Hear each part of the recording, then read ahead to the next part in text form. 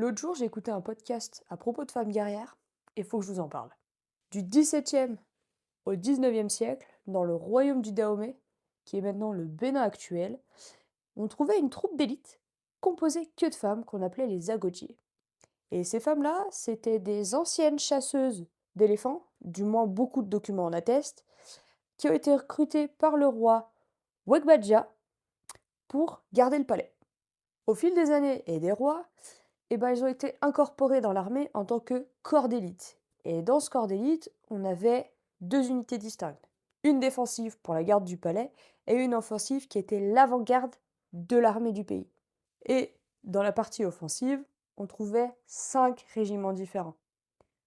Les artilleuses, les faucheuses, les chasseuses éclaireuses, les fusilières et les plus jeunes qui étaient les archères. Bon, forcément, ça reste des femmes. Et d'ailleurs, le mot agodje, ça veut dire épouse du roi.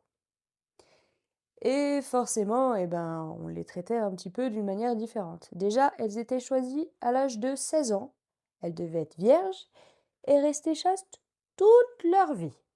Elles vont subir une préparation militaire intense et inhumaine pour les former à une cruauté qui va être hors norme, de brutalité et de cruauté. Bon, on ajoute à ça une petite manipulation psychologique pour dire qu'elles sont au-dessus de tout le monde. Et d'ailleurs, quand on les voyait dans les rues, il y avait déjà quelqu'un avec une petite clochette juste avant elles pour dire qu'elles arrivaient. Il fallait pas les regarder dans les yeux, ne pas les frôler, ni même les toucher. Alors comme tout, cette section, elle a une fin. Et cette fin, c'est nous, les Français, qui allons la provoquer. Bah oui, on était en plein dans l'expansion coloniale de 1890.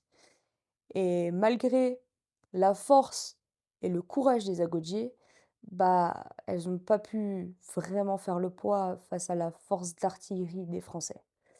60 survivantes sur 5000 combattantes qui vont devoir retourner à la vie civile juste après les combats.